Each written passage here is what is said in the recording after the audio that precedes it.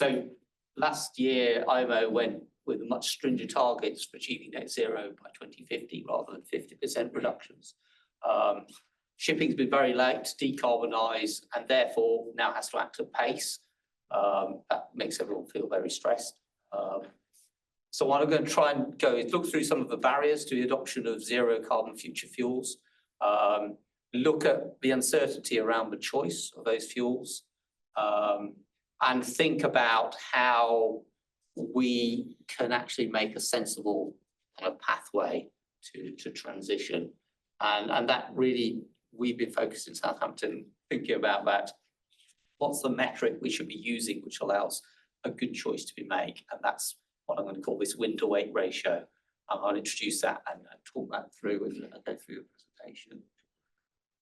So I've just put some, I do talks to school children, and I always try and put a little bit of a background just so you've got a little bit of my personal history. So I'll do a little bit with you guys as well. So when I was about 13 or 14, I got very excited. I visited a wind tunnel at Derby where they were testing an advanced passenger train. I thought wind tunnels were great, and that's what I wanted to do as an engineer or to become an engineer so I could play with wind tunnels. I was sponsored through university by a nuclear company, contractor. So that gave me an introduction to the energy sector and to nuclear power, which is a relatively obscure skill these days. And now, got a bit of a feedback. So I also then spent. Can you go on to mute, please?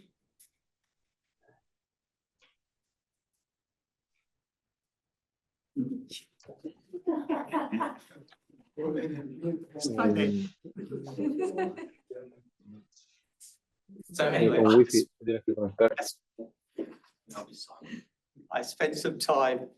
I did my degree at Cambridge, and that introduced me to water and fluid flow. And I spent a lot of time hunting, and I found that quite fascinating.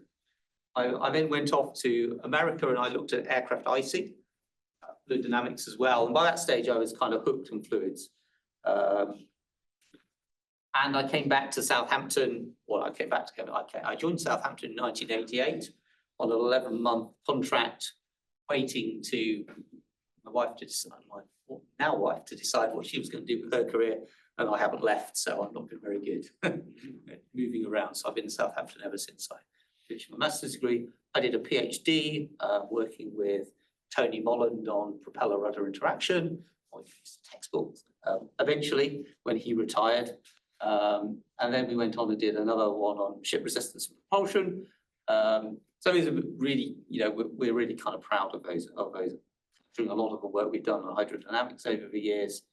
And then I had some fun doing autonomous vessels and also form sport. So working with British Swimming now for a long time, a skeleton team, also cycling's been, British cyclists at one stage went through our wind tunnel and won some medals.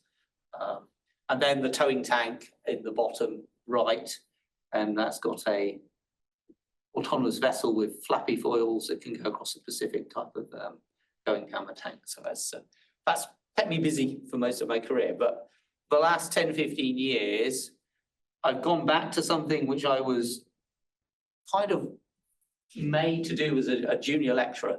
They decided that doing marine safety and environmental engineering was a coming thing in about 95. As I was a new junior lecturer, none of the other academics wanted to teach it. It sounded a really fluffy subject. Therefore, they made me do that. I'm very grateful for that because actually it taught me a lot about marine safety. That was a really interesting area to get into that, but then also environmental engineering. And I had a student project where I got them to think about the environmental impact of shipping and how we'd make clean ships for the future. And we put this together and I sort of presented a paper on it. And looking back on it, it was, a lot of the things that we're looking at now, people were talking about in 1995, but nothing much has happened so much. There was much less about climate change and no one had really run the numbers about what shipping did. And when shipping kind of starts looking at what its impact is on the environment, it is pretty significant. and it's about time we did something about it. So I'm going to try and sort of talk through some of our thoughts on that in this presentation. And I'm going to try and keep reasonably to time, hopefully. Talk about transition challenge and this idea of when to wake rather than well to wake, and present Panos's ferry case study looking at future powertrain options for a Greek ferry.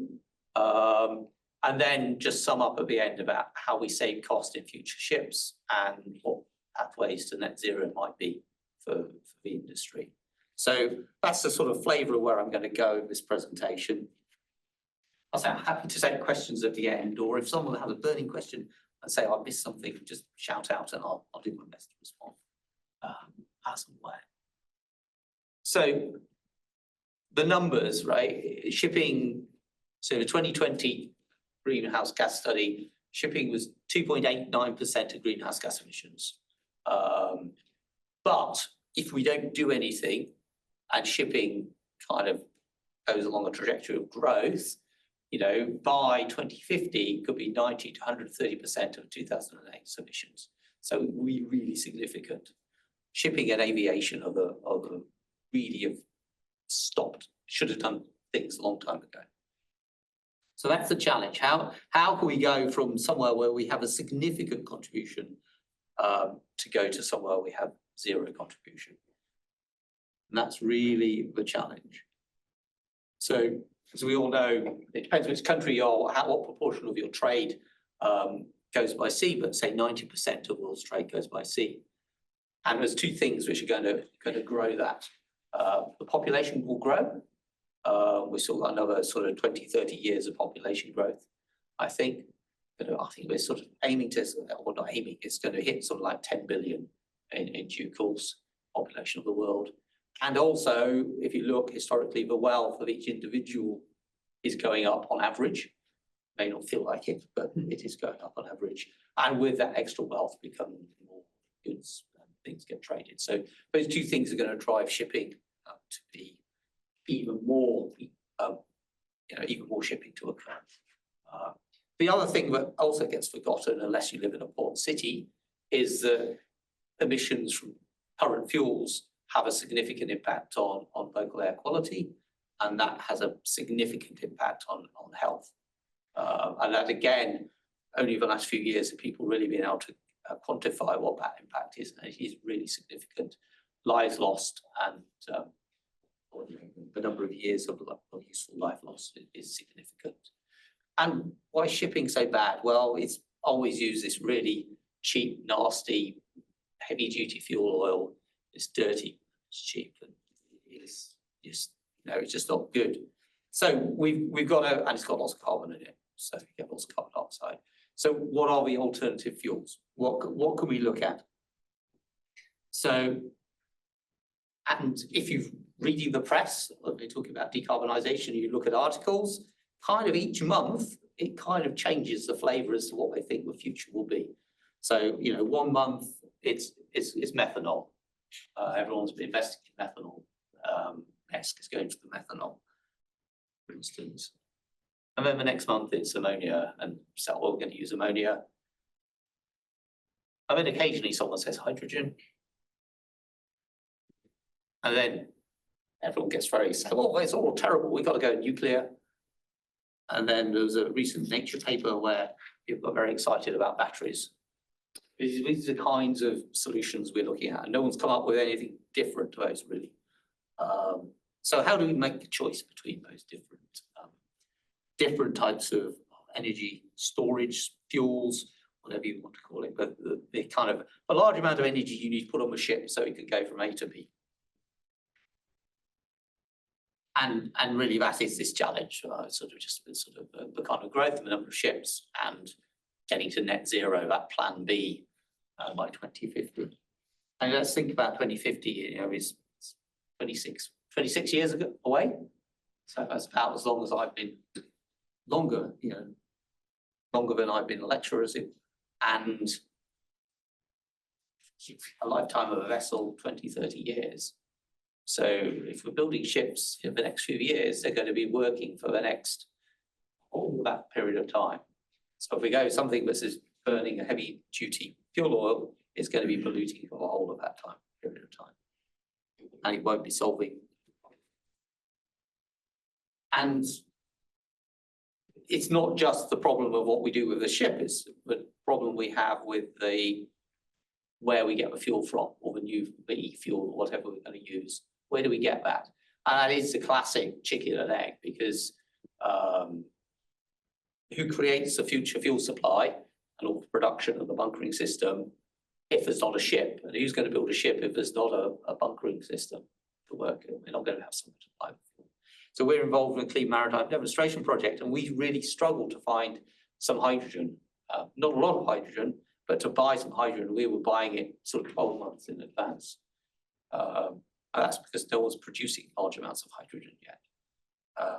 But I'd argue that this is a sort of a bit of a false question, really. Say, well, we can't decide, so we don't decide, because it's always going to be a symbiotic relationship. You're always going to be building a ship and sort of securing the fuel supply, but you've just got to have the right parties around the table to just go with it to make it happen.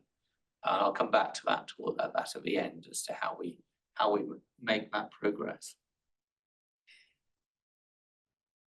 So I'm just now going to focus down a bit more researchy work and think about, so we've been studying in Southampton probably over the last 10, 12 years now. How are we going to fuel and power ships? And we come from a hydrodynamics background. So we've concentrated less on what fuel is, but how we use the energy from a hydrodynamics perspective. And then thinking about how you can sort of improve that energy efficiency overall, then pushes you to look about other fuels as well. And we've taken an approach of using real ship data, ideally at a sort of rapid, every second or every 30 seconds or every 60 seconds of data to say, well, that's the energy use, that's the energy demand, as it were, from the propeller and the rest of the ship. How do you supply that? What fuel do you use? A combustion process and a generator or an engine? Do you use a fuel cell?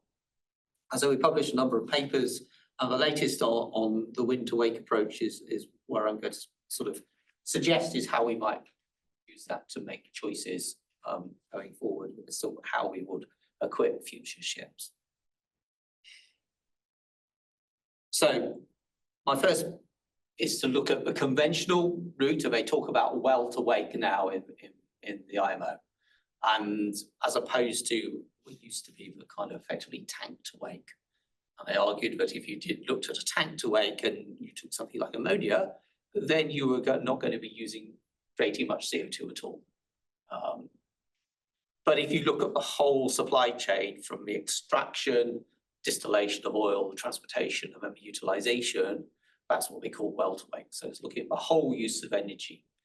Now, we would argue that if you're going to a world where your primary source of energy is coming from harvesting renewable resources, using well-to-wake is not the correct term. We should be talking wind-to-wake. Well-to-wake implies you're using oil and gas. Wind-to-wake implies that you're using you've still got the same stages. You've got your fuel production and transportation and utilization. So firstly, we shouldn't use well, we should use wind. And why wind? Well, wind is the most, the renewable resource that uses the least amount of CO2 at the moment to create it. You've got to build your wind turbines. Typically, it takes you sort of 3/4 of a year to a year to generate the energy from your wind turbine to pay back the sort of CO2 that you've saved, the CO2 which you've used to manufacture it. With something like solar panels, it's probably 8-9 years. So they are a much less effective source of renewable energy because you still need to invest CO2 at the moment to do those. So that's the first thing. That's why we call it wind-to-wake. And also, we need to think about it's not just CO2 we need to worry about, is any greenhouse gas. There's a whole range of these, and methane slip is particularly bad, as is N2O as well. And there's a whole science around how long the gases stay in the atmosphere and how they impact the climate. But we're dealing now with a very short time period of 20 to 25 years. So we need to be thinking of reducing all of these. Let's concentrate on the longer term on CO2. And we also need to think about net zero being net zero, so that all of the greenhouse gas has to be removed. If you're going to compare something which is truly net zero, you can't just leak a little bit of CO2 because the system I'll go through that. So we've looked at using direct air capture to make sure that the cycles are closed on CO2, that all of the equivalent amount of CO2 is taken out of the atmosphere. So again, hopefully this figure is a little bit smaller in the room. So if you're looking at, I've got the three, two zero emission solutions, normally zero emissions, CO2 on the left-hand side, start on the right-hand side. If we're making methanol, we've got to capture up CO2 from the atmosphere. We've got to take our hydrogen, which we produce from renewable energy, and then we can hydrogenate, produce methanol, and then burn it in an engine. Unfortunately, when we burn methanol, we're producing CO2, so that's why we've got to capture it again. But we also got NOx and SOx still coming out there and still particulates, so we're still giving local air quality challenges. If we follow the ammonia route, again, we take our renewable energy, we go to electrolyzer to make our hydrogen, and then we also supercool the atmosphere and take out some nitrogen, and then we can use the Haber-Bosch process to make ammonia, and then we that's in an engine. Only, well, we have to put quite a lot of pilot fuel in with it as well, make it burn. So it's not clean all the way through, right? We've got NOx and SOx coming through there and CO2. Whereas if we go the hydrogen route, once we've produced our hydrogen, we have to liquefy it, then we can put it through a fuel cell and we get steam. So we don't have any of this kind of emissions. Now, the question is, how much of our renewable energy is needed to produce each of these routes? So if we look, first of all, I'm going to eliminate two things. We're just going to eliminate batteries from this discussion today anyway. They're heavy and add extra mass. And a key challenge with batteries is where you get the power to charge your ship quickly. I mean, it's just the same as a car, electric car. But port ships don't want to spend much time in port. So they're going to come into port, they want to charge their batteries really quickly. Now, if you're a long distance ship taking a lot of goods, you need a lot of energy put into those batteries. And basically that kills any local infrastructure pretty much. So you have to almost have a second energy store on the dock, which you trickle charge when there's no ship there, and then you speed charge from that one. So your battery resource is quite high. So I'm not going to talk too much about batteries. Nuclear. Now, nuclear is seductively attractive to a ship, right? We know how to make nuclear ships. They've been around 50, 60 plus 70 years now. But some countries have nuclear-free ports and countries that restrict trade, so that might cause some issues. There's investment going into small modular reactors. The small modular reactors are kind of like 100 megawatts plus. And actually what we need for a ship, 20 megawatts is a good size for a modular reactor ship. Development timescales for nuclear are always ridiculously long.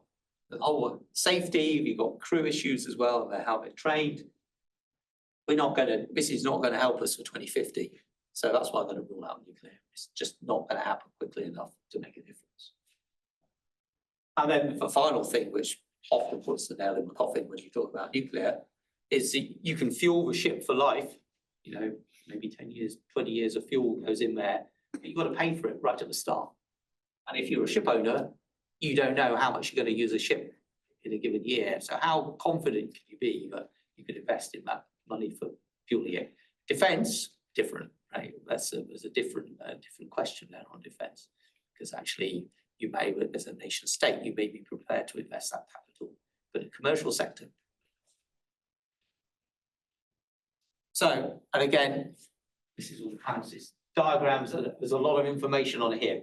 And it's effectively the same processes. We've got hydrogen going across here, we've got the methanol going across here, and then ammonia going across here.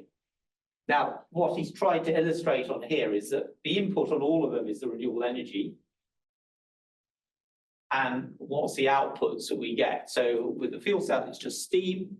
You get NOx and SOx and some other nitrous compounds in with the ammonia.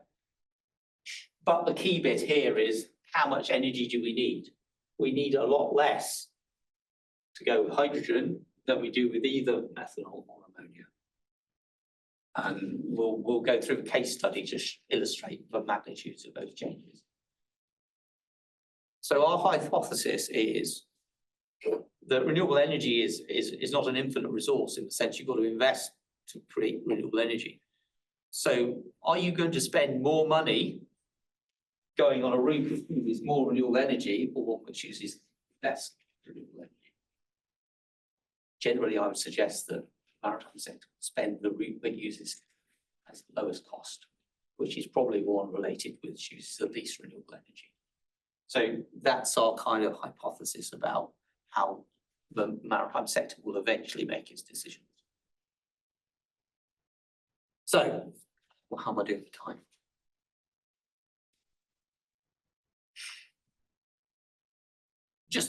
So Animos, it's a Greek ferry. Panos is from Greece. He's got some reasonable connections into the shipping sector there. And one of the companies kindly allowed him to do a case study for them based on their vessel, the Animos. And I say our methodology for doing this is collect the data of the energy consumption, as effectively time domain data,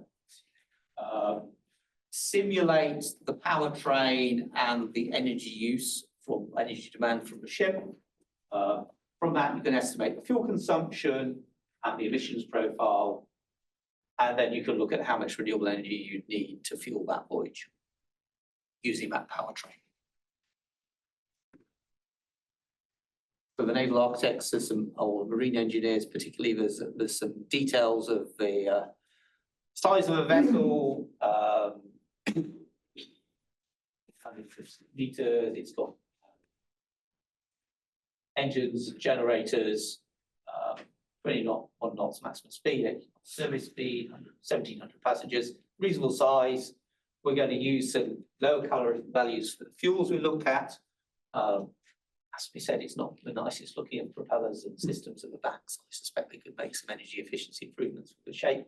But we're just going to look at take the vessel and say, if we put different systems in it, how much energy would it use for these different future fuels?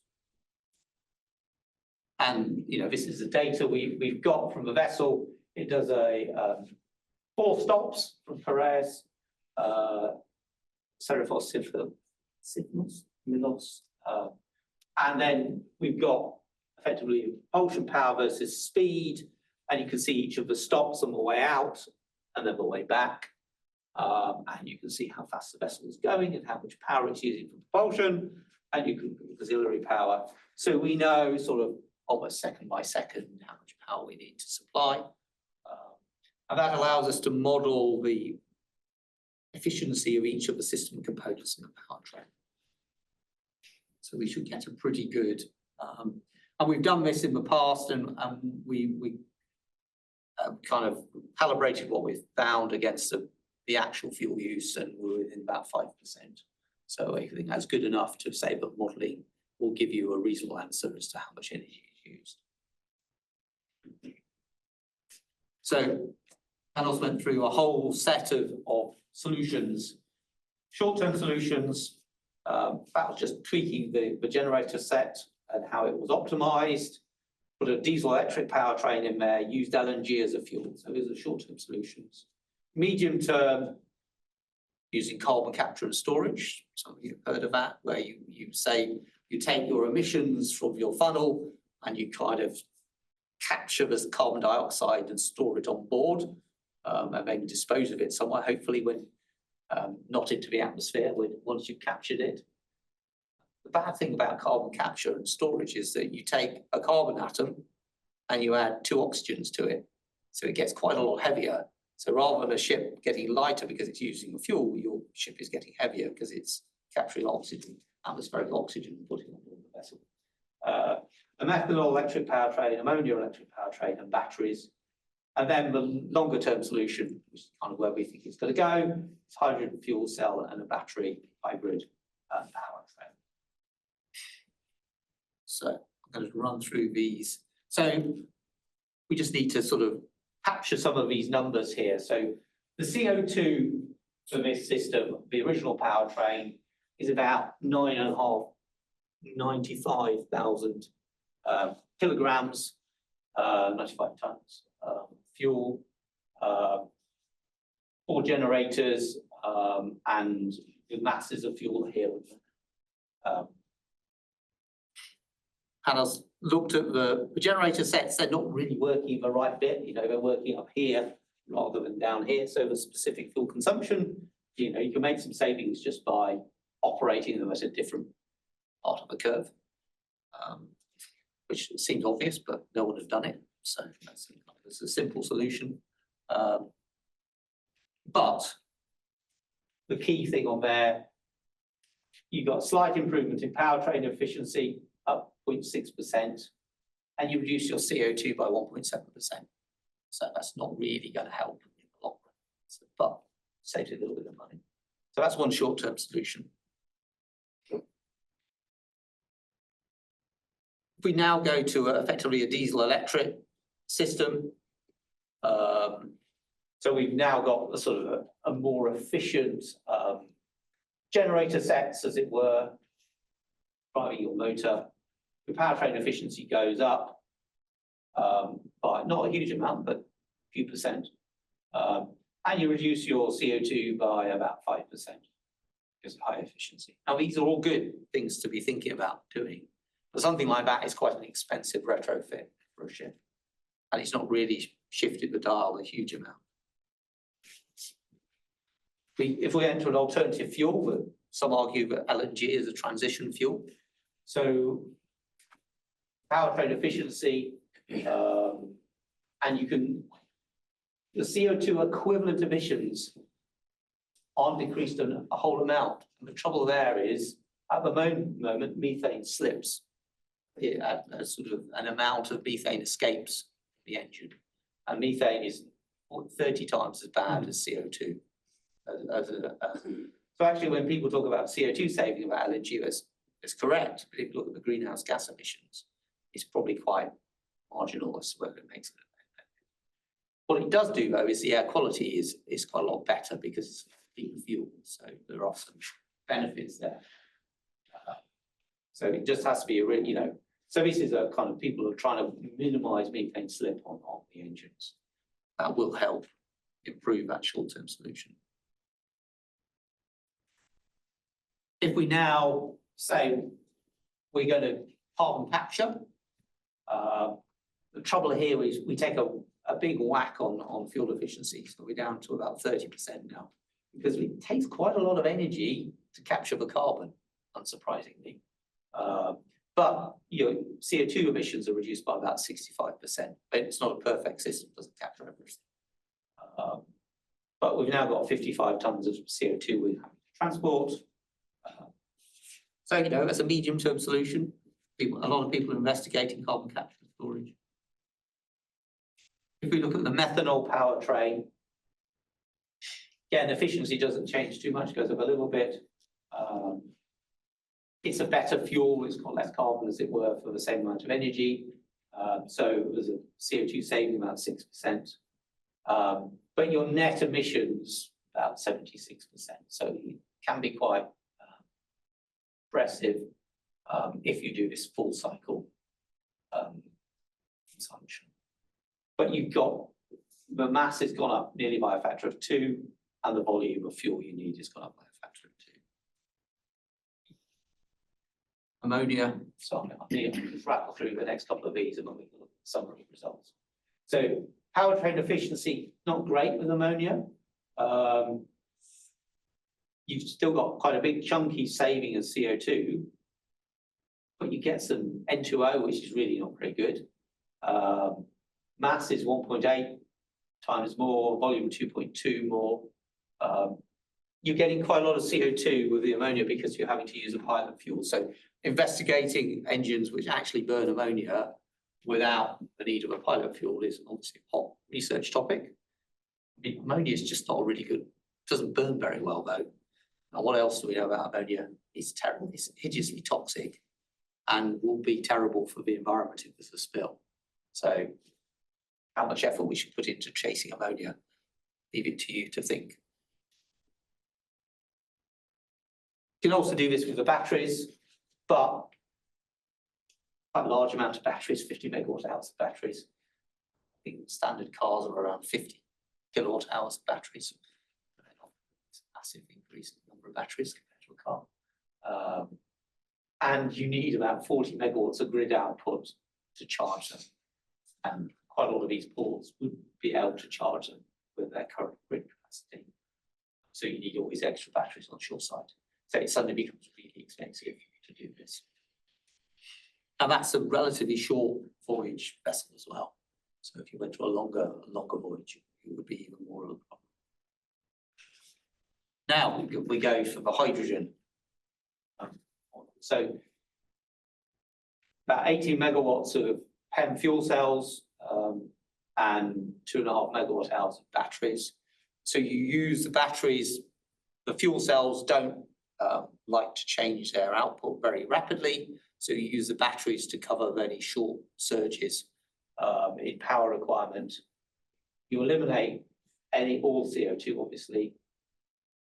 Your fuel mass has gone down because hydrogen is very energy dense. But you need about 3.3 times the volume of storage for that fuel as a liquid hydrogen. Plus hydrogen is at 20 degrees Kelvin. So you have to deal with a cryogenic fuel. But it's very clean. So it's just right. So this is the kind of punchline of Panos's. And I apologise, it's lots of bar charts. We kind of work it. It's a work in progress coming up with a good way of displaying this. But I've got all of those from the sort of original short-term, medium-term, long-term solutions there. And there's 4 colours to the bars. So how much energy do we need for the trip? What's the net CO2 in tons? What's the energy required to produce the fuel? And what's the total energy input required to clean up all of the CO2 and greenhouse gas emissions? So that's actually saying we're trying to compare them all to the same benchmark of being zero, net zero. So we get rid of all the CO2 equivalents. So we need a lot more energy to do that with the energy we need to take oil out of the ground. So we have this big spike in energy because we've got to take all the CO2 out of the air. And you can see the ups and downs of the solution. And really, when it comes down to it, what you've got to invest is the renewable energy, which is the green bar. So we're exploiting our children and grandchildren in this bit, because when we do this, somebody's going to pay for it later. Right? So the idea here is we're going to pay for what we do now, in which case then the hydrogen solution uses quite a lot less energy than either ammonia or methanol. And so our expectation is that this is where the industry will go, because that's going to drive the cost. If we're realistic about paying for the energy we're actually using and not exploiting that kind of future generations. Right, nearly at the end now. So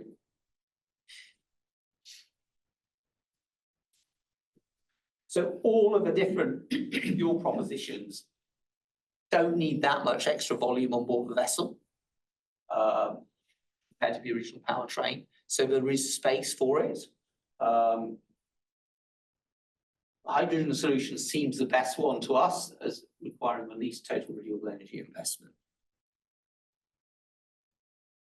We've run through a number of other vessels in the Clean Maritime projects in LNG a cruise ship looking at powering it by LNG or hydrogen, a small container vessel, a research vessel, and a large LNG carrier which could use 3 different kinds of fuel. Well, that's huge amounts of data from that vessel.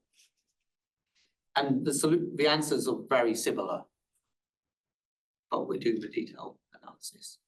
So really the final message from analysis slides really is that this wind to wake energy ratio, which is what we're kind of evaluating, is the hydrogen is about 2.8, ammonia it's either 4 or 4.5, depending whether you use internal combustion engine or a fuel cell, and a methanol is about 3.8.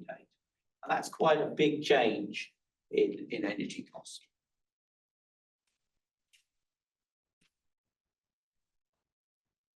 And yeah, I'm not going to go through detail on this just to keep with you.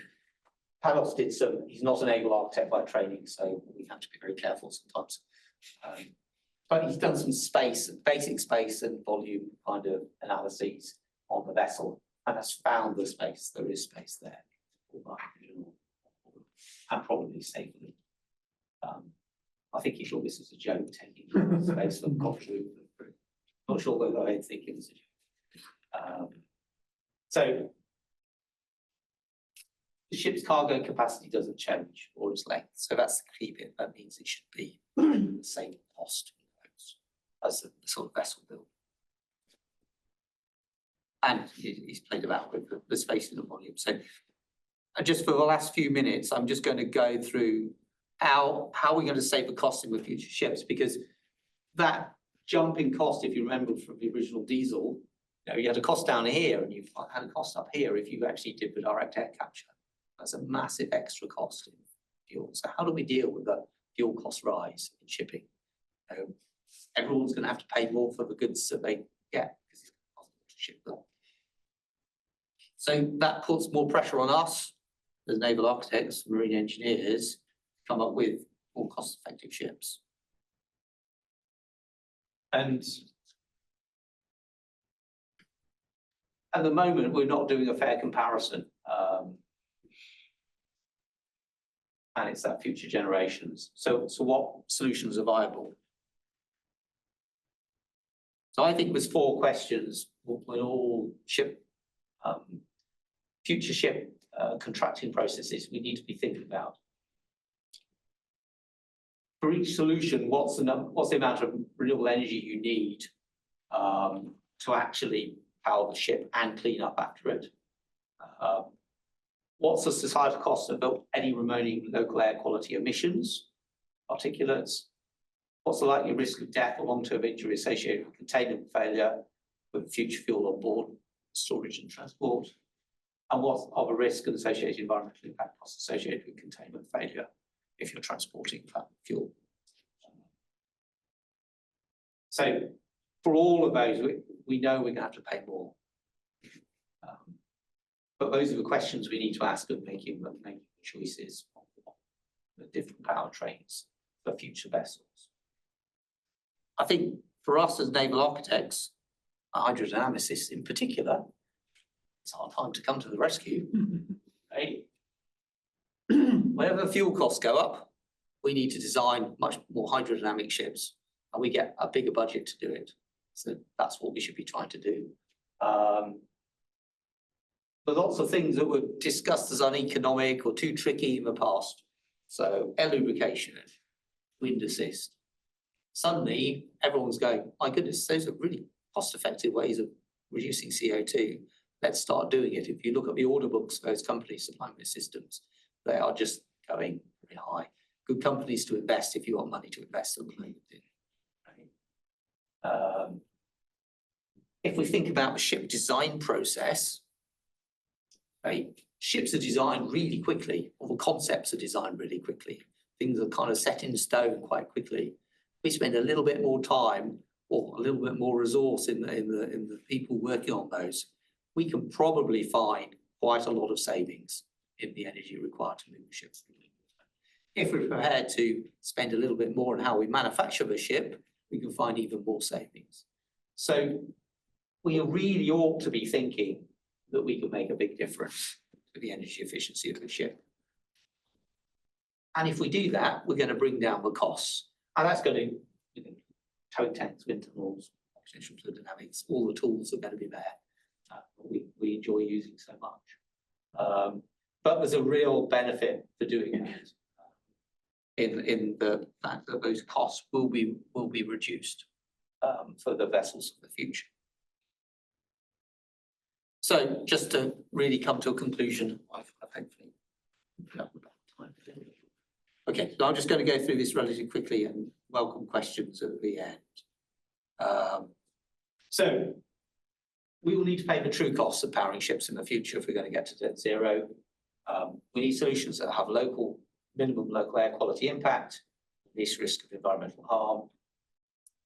We need to target 30% plus reduction in improvement in energy efficiency for our ships. It should be possible with things we already know. We probably need to also think about how we reduce costs for crewing of ships. If you look at the big contributors to shipping costs, it's the crew and the fuel. So if fuel cost goes up, we probably need to reduce our crew costs. Marine autonomous systems, digital, it's all there. Now's the time we have to deploy it.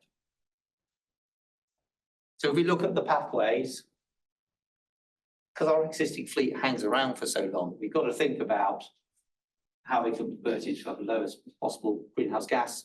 So air lubrication and wind assist will be important tools there. We're still going to be using internal combustion engines, but we can probably do different fuel mixes. People are looking at mixing in hydrogen with some of the other fuels.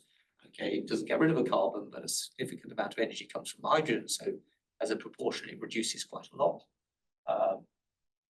But for new fleets, we should be being bold and brave and going with new solutions and getting rid of the internal combustion engine and going with fuel cells, I suspect.